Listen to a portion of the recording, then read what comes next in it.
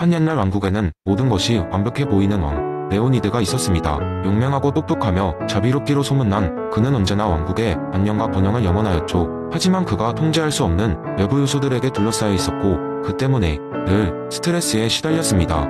특히나 왕국의 농작물로 유명한 감자밭에 일어나는 여러 가지 재난이 그의 삶을 괴롭혔습니다. 비가 오지 않아 가뭄이 들거나 지나치게 비가 많이 와서 홍수가 나는 등 이런 사건들은 항상 그를 좌절하게 만들었습니다.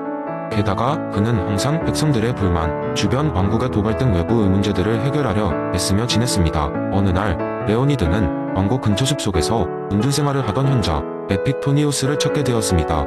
에픽토니우스는 레오니드가 해결해야 할 여러 고민들을 공감하며 이렇게 조언했습니다. 왕이시여, 당신은 당신이 통제할 수 없는 것들에 너무 많은 에너지를 쓰고 계십니다. 제가 들은 바에 의하면 하루에도 수십 번씩 내가 왜 이것을 통제할 수 없을까? 라는 질문을 하신다지요. 스토아 철학에 따르면 우리는 내부와 외부의 구별을 명확히 해야 합니다. 당신이 통제할 수 있는 것과 없는 것을 분별하는 것입니다. 레오니드는 처음에는 그 말을 이해하기 어려웠습니다. 내 왕국의 모든 게 나의 통제 아래 있어야만 왕국이 평화롭지 않겠소?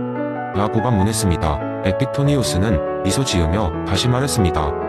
아니요, 대왕. 당신이 통제할 수 있는 것은 오직 당신의 생각과 반응뿐입니다. 농작물을 망치는 가뭄이나 홍수는 당신의 통제 밖입니다. 그러나 당신이 어떻게 반응하고 대처할 것인가는 당신의 내면에서 비롯되지요. 예를 들어 가뭄이 든다면 물을 효율적으로 관리하는 방법을 찾을 수 있습니다. 주변 왕국의 도발에는 지혜롭게 협상하거나 최소한의 충돌로 문제를 해결할 방안을 모색할 수도 있고요. 레오니드는 그 말을 되새기며 돌아왔습니다. 그는 자신의 내면에 더 집중하며 외부 환경이 주는 문제들에 대해 자신의 반응과 대처 방식을 바꾸기 시작했습니다. 가뭄이 올 때는 오히려 그것을 대비하는 새로운 물 관리 시스템을 도입하여 부족함을 메우고, 홍수 때는 범람을 막을 수 있는 댐을 세웠습니다. 그리고 외교 문제는 백성들이 마음을 안정시키기 위해 더 지혜롭게 대처하며 도발하는 왕국들과 평화로운 합의를 도출했습니다. 그리고 왕은 점차 이러한 변화 속에서 엄청난 내적 평온을 느끼기 시작했습니다.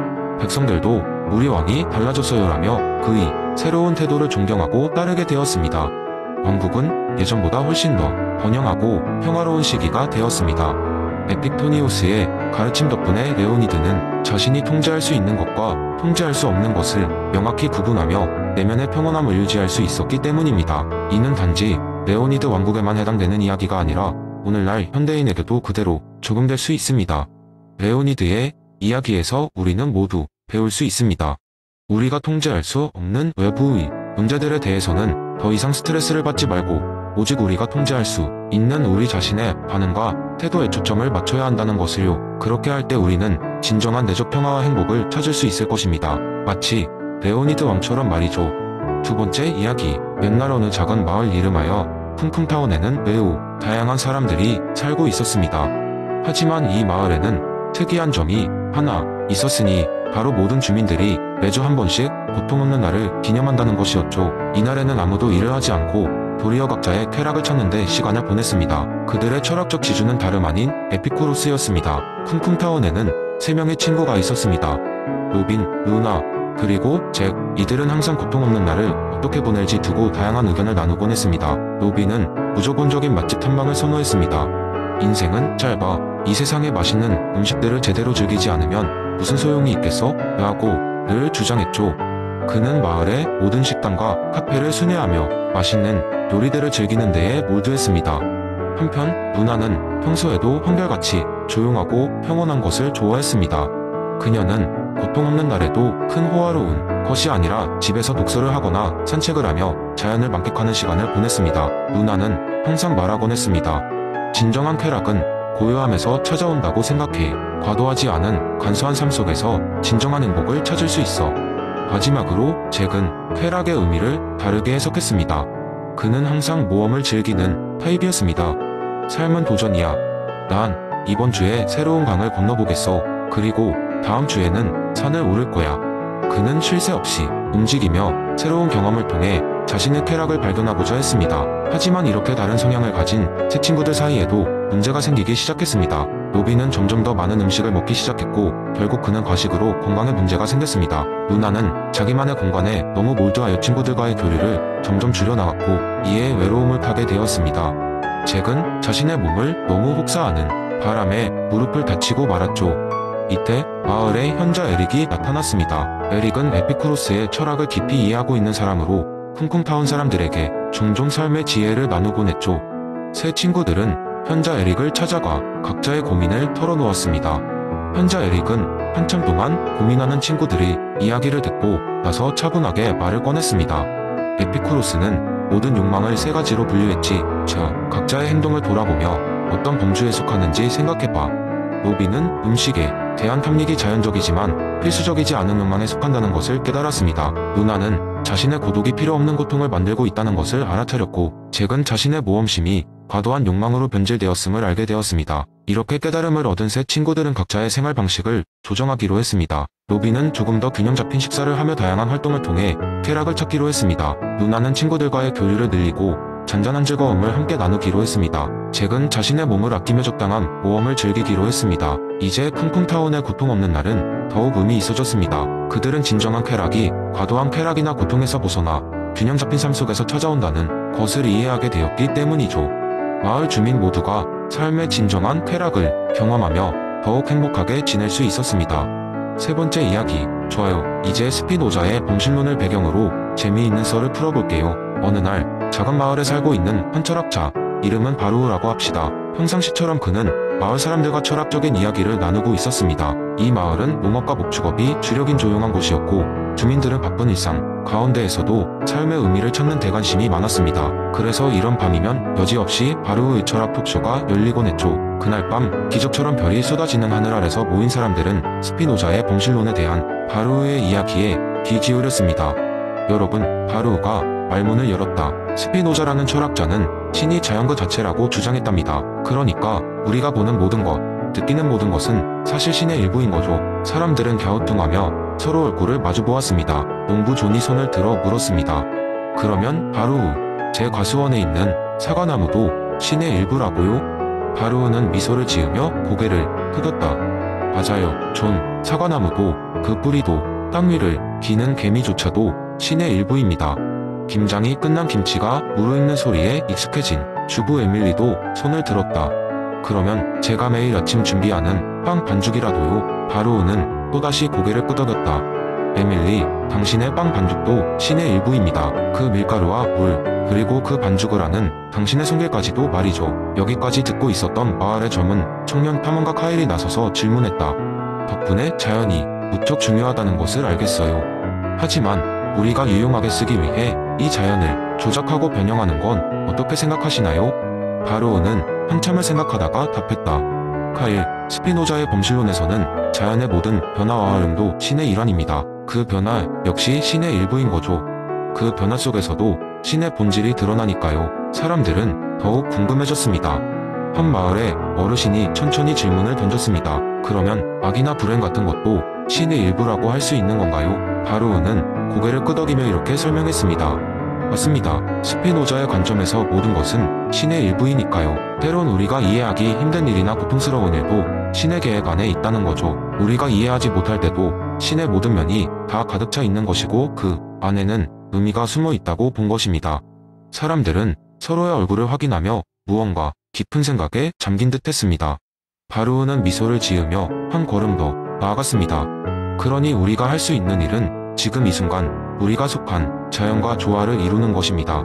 매 순간을 신의 일부로 받아들이고 사랑하는 것이요. 그날 밤은 그렇게 스피노자의 범실론을 나누며 깊게 끝이 났지만 사람들은 그 이후로 더 이상 단순한 사과나무나 빵, 반죽을 바라보지 않았습니다. 모든 것이 신의 일부라고 여기다 보니 일상의 소소한 장면들이 이젠 더 이상 평범하지 않게 다가왔습니다. 긴 시간이 지나도 마을 사람들은 서로의 삶을 존중하며 자연과 더불어 살아갔고 이는 마을이 진정한 평화와 행복을 가져다 주었습니다. 결국 그들은 스피노자의 철학 속에서 진정한 삶의 의미와 평화를 찾아냈던 것입니다. 사람들에게 메시지를 전달하는 것은 정말 중요한 일입니다. 스피노자의 범실론을 통해 일상의 모든 것이 신의 일부이며 지금 이 순간을 소중히 여기는 것이 중요하다는 메시지를 전달해 보았습니다. 이 이야기로 인해 독자들도 자연과 일상을 다시금 생각해보게 되길 바랍니다. 네 번째 이야기는 17세기 영국에서 시작됩니다. 당시 영국은 혁명과 개혁의 시기로 철학자들이 새로운 사상을 논의하며 커피 하우스에서 밤을 지새우던 때였습니다. 그 중에서도 가장 흥미로운 인물 중 하나가 존 로크였죠.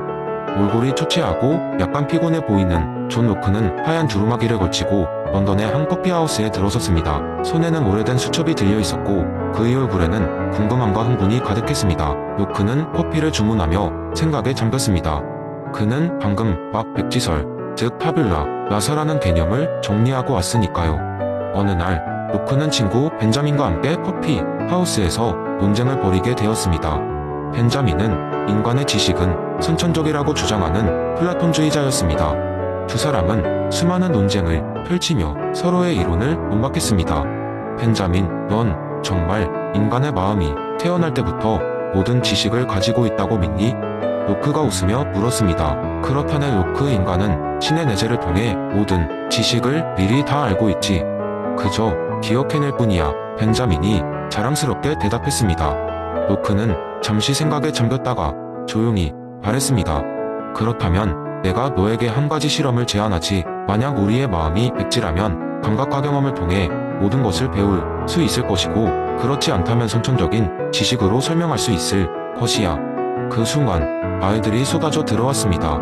아이들이군. 로크는 이렇게 말하며 한 명의 아이를 불렀습니다. 그 아이는 조그마한 풍선을 가진 귀여운 꼬마였죠. 로크가 아이에게 물었습니다. 꼬마야, 우리가 이 풍선을 공기로 가득 채우면 어떤 일이 일어날까? 아이는 잠시 생각하다가 그야 풍선이 부풀고 더 커지고 떠오를 거예요. 라고 대답했습니다. 로크는 눈을 빛내며 옆에 있던 벤자민을 보았습니다. 보았나? 이 아이는 풍선이 어떻게 된다는 것을 이전의 경험을 통해 배웠다는 것을 증명했네. 태어날 때부터 알던 지식이 아니야. 벤자민이 움찔하며 대답했습니다. 그렇다면 반대로 선천적인 지식을 증명할 방법은 없단 말인가? 그 순간 갑자기 단골 손님인 노인 토마스가 다가왔습니다. 여보게들, 이런 실험은 아무 쓸모가 없네. 그리고 그는 거대한 책 한 권을 로크 앞에 던졌습니다. 그것은 벤자민의 주장과 로크의 주장을 모두 포괄하는 고대 철학서였습니다. 로크는 웃으며 책을 받아들었습니다. 그는 어느 페이지를 펼친 후 벤자민에게 보여주었습니다. 여기 봐. 이 고대 철학자는 우리의 고민을 해결할 방법을 암시했네. 그저 경험을 통해 배운다는 것이 다가 아니야. 우리의 마음이 어떠한 속성을 가진지를 신중히 연구해야 해. 결국 벤자민과 로크는 서로의 논쟁을 정리하며 다양한 실험과 연구를 통해 서로의 이론을 보완하기로 했습니다. 이 과정에서 로크의 백지설은 더욱 공고해지며 많은 사람들에게 받아들여졌습니다. 사람들은 이 재미있는 논쟁을 통해 깨달았습니다. 우리의 마음은 마치 백지와 같아서 어떤 내용을 채우느냐는 우리의 경험 가벼움에 달려있다는 것입니다. 그러니 주변의 모든 경험을 소중히 여기고 끊임없이 배우며 자신을 채워나가야겠죠. 이처럼 존 로크와 그의 친구들의 논쟁 속에서 우리는 중요한 교훈을 얻게 되었습니다. 모든 사람은 백지에서 출발하며 스스로의 경험으로 그 백지를 채워가야 한다. 이 이야기를 통해 여러분도 자신의 경험과 학습을 통해 멋진 인생을 만들어 나가길 바랍니다.